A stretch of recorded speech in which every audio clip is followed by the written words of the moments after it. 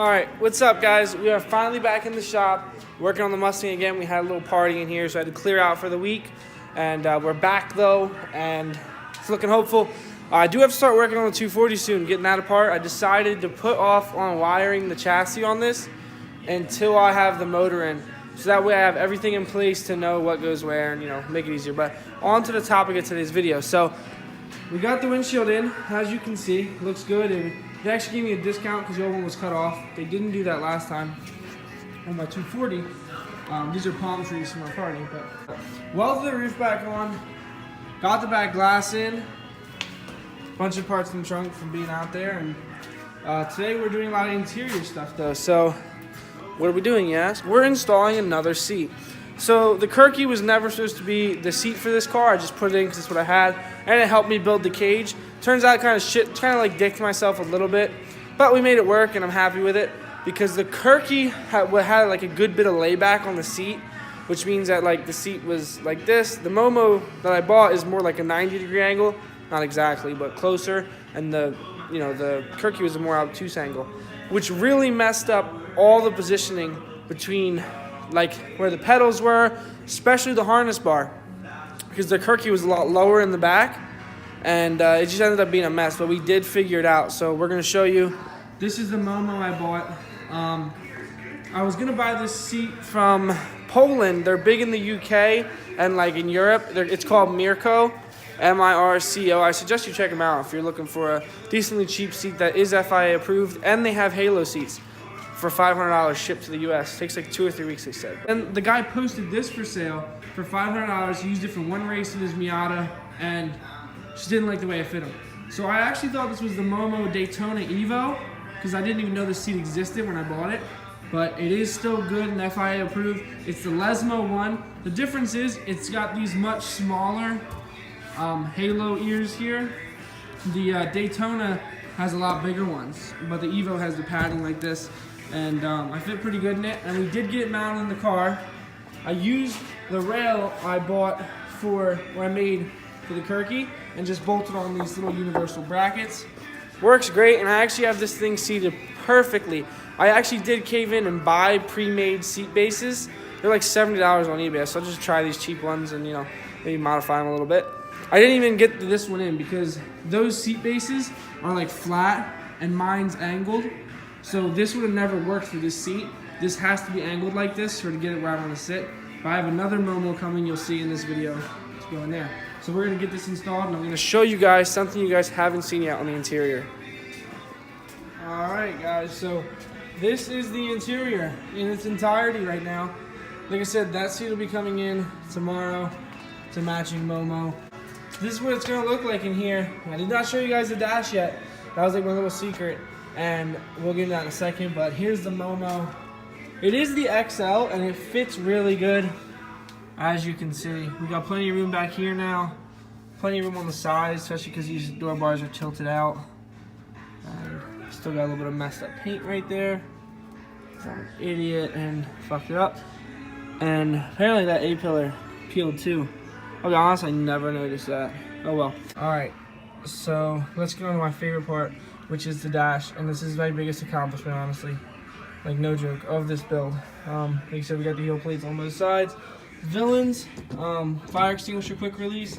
Villains handbrake. They were both the U-welded kits. I welded them, had my buddy powder coat them. That still needs the rod, but that's gonna go right around here. We're gonna make a plate for that. In a video soon, actually, we're gonna make the plate for that one. But let's go over the dash. So originally, I had planned to make this just this top piece, basically. None of this, none of this, none of this. Just that, like the main piece that was bent originally. And then I added these, and I made this pod, and I started building this, and then I made this. This was like super hard to make. As you can see, it's notched out. Looks really fucking cool. I'm still waiting on my Speed Hut gauges. They're still being made, but I have a full Speed Hut custom dash coming for this to fill all the other slots. Just my AEM widebands, and the only one that doesn't match, but I love that gauge, very trustworthy. And then my computer for my fuel injection is gonna go up here, out of the way, but so I can still see it. So this is all the aluminum contact cemented on this upholstery vinyl, and it's like a red leather, and I love the look. It looks like a luxury car in here. We have the stock e-brake in here, the handbrake. Like I said, it's gonna get tucked right in this area. I do have bad news. As you can see, we have to fix this and fix that. So we're gonna talk about that in a second. We got a helmet hook. We have a mirror. I made that helmet hook. I bought the mirror. We did some roll cage padding. As you can see, a little bit of paint missed right there, but we did some roll cage padding up here just from working on it. And I have the rear deck also wrapped. And yeah, so I am super stoked on how this interior is coming out so far. This is literally a month of work. Like, as long as this cage took to weld up, fit, paint, all that good stuff, is how long this dash took, because it was a tedious process and a big learning curve for me. The only thing I didn't bend was the main panel because it's so long, and that curve back there because it's so long. My dad had to do it on a big brake at work. Everything else I hand bent in a Harbor Freight brake I picked up, and I did some tack welding of aluminum and a couple other cool things on it. And next, there's still more to go. I have to fit the gauges, obviously, another switch for my steering, and a couple other little things, you know, just have to be buttoned up. Trans tunnel, I'm so upset about this, not as much anymore, but basically I had put this on a tow dolly to get the windshield put in, because putting it on my trailer would have been a pain in the ass, pushing it up there, and then getting there, unrolling it, rolling it off, then coming back and pushing it back up. Just wasn't sounding very fun, so we didn't do that. We used a tow dolly. The night before, I said to myself, shit, you left the drive shaft in. That's going to be a problem. And I forgot about it. We put out the driveway, hit about 60 miles an hour, started hearing this smacking noise like a delaminated tire, and it turns out it was the drive shaft, and it tore up the tunnel. This middle switch panel actually doesn't seat all the way back because the top is also warped a little bit up. And actually, back by the fire extinguisher also has a dent, because where the carrier bearing is for the split shaft also got so violently pushed around that it dented up. So we're just going to get in here with the dolly, hammer that back, scuff it up, touch it up with the paint. Really not that big of a deal, but sucks that I had to do it, honestly. So yeah, next up we're going to be building the handbrake bracket to mount the hydro. We have to do padding on the cage. That's super important, so we're not going to skimp on that. Now, I'm pretty sure I didn't show you guys this. If you reach up here, and you push these two buttons I can't reach when I'm in the seat. There's the relay panel. I think I showed you guys a little bit of it, but I started wiring up the relay panel, and then it's gone. You can't even see it.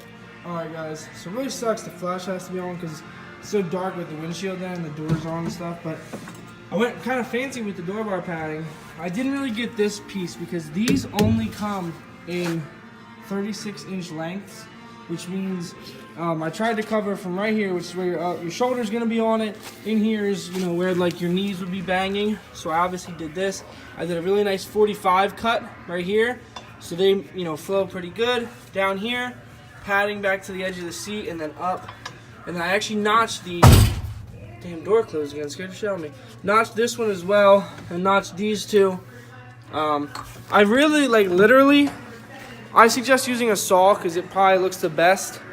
I use the miter saw to do the 45 stuff, and I just marked the center of the tube where it had to be notched and just freehanded it with a flap disc. Came out great. It's really messy. That stuff's mini roll bar padding, so it's real low profile compared to like the thick, high density padding that like wraps around the tube fully.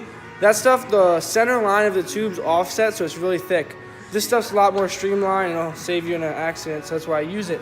And I would zip tie like every 6 inches because it is stick on, but in the sun, that stuff will release, especially on the bends. So I'm gonna zip tie all this as well as the roof pieces there, and that part of it will be done.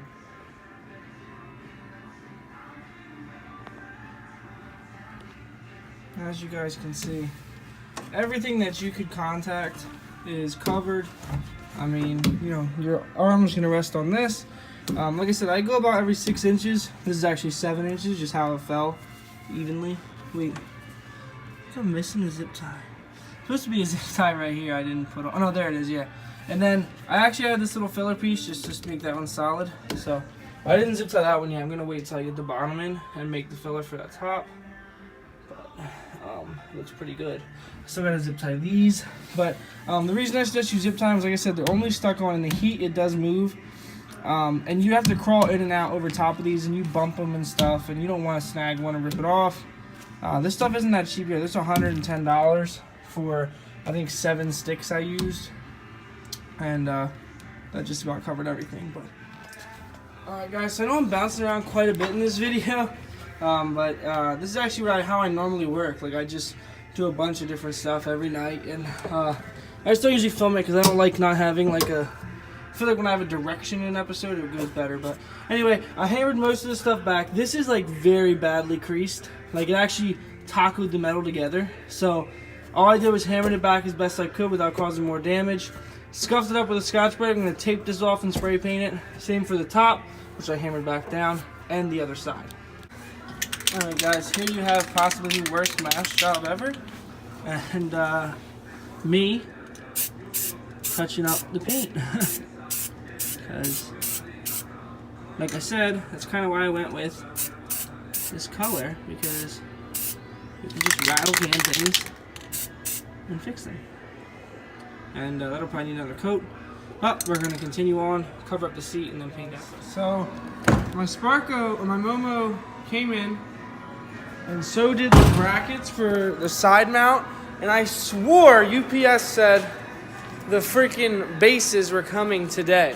So I rushed out to Tractor Supply and I bought hardware to bolt everything together for that seat, and then I checked, and now it's coming tomorrow. I'm going to start off making the handbrake mount, which is going to go around the shifter, just like you see here. So I just stuck it on the 2 threaded studs on the car. Now, if you guys remember when I was working on the interior before, I said I'm not going to cut these studs off because I'm going to use them for something. So I'm going to use these 2 studs here and these 2 studs here to mount this. I was going to use these, but I think the bolts will interfere with this mounting here, even though this plate's even going to interfere with it. But as you can see, that stuff's all painted up. But we're going to kind of just push the paper over those 2 studs to get it where I want it. Marked out, this is where the hydro is going to sit pretty much.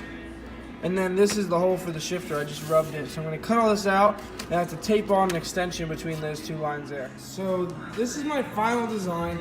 This is going to be over the front of the handbrake bolts. This is notched out for the tab that holds down the center console piece. These go to the forward bolts. These are the rearward bolts. This is the shifter hole. Now originally I was going to brace it down the side of the tunnel. Like I did that on my 240 because it flexed too much. So I put a vertical piece of metal that welded to the bottom of this, bolted to the tunnel. I'm going to see if this plate needs it. Maybe it doesn't because it's so big and I'm using this thicker material. And if you watch my videos, this is actually what I weld everything on. So unfortunately, we're killing this thing today. We're cutting a huge hole in it, but we'll still have some real estate to weld on my sweet trash can welding table.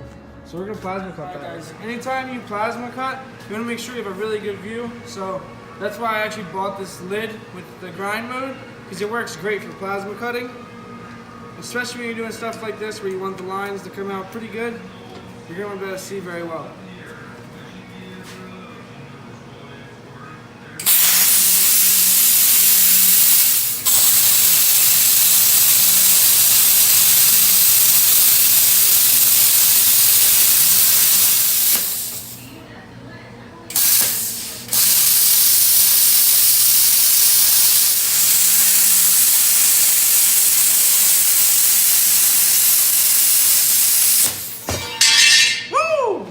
Live action.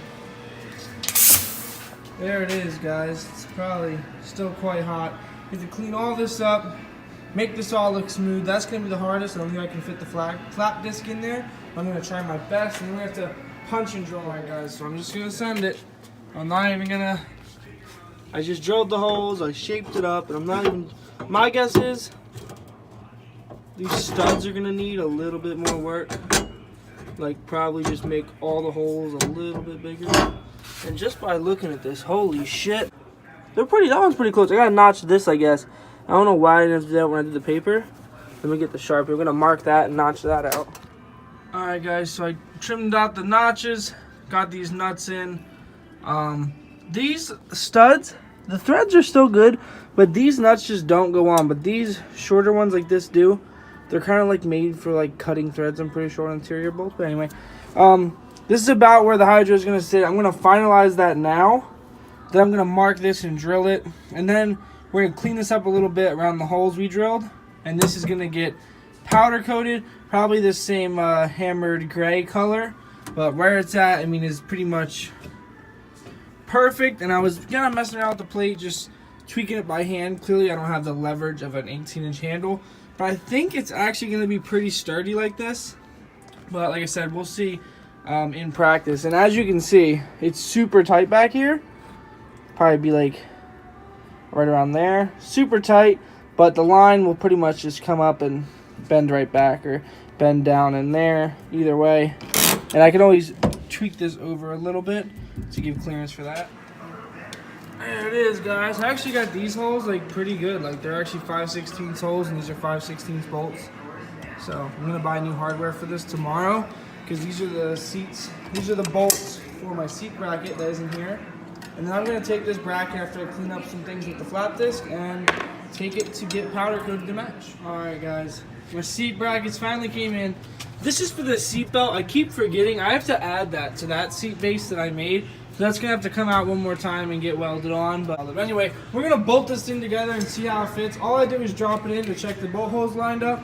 They do. It's a pretty stout bracket. I'm actually impressed for 70 bucks for two. We're going to see how the seat sits, because if it doesn't sit low enough, we're going to have to modify it. Alright guys, so you pretty much got it about where I want it. It's not bolted in. I mean, the seat is bolted to the brackets, but like it's not bolted to the base yet.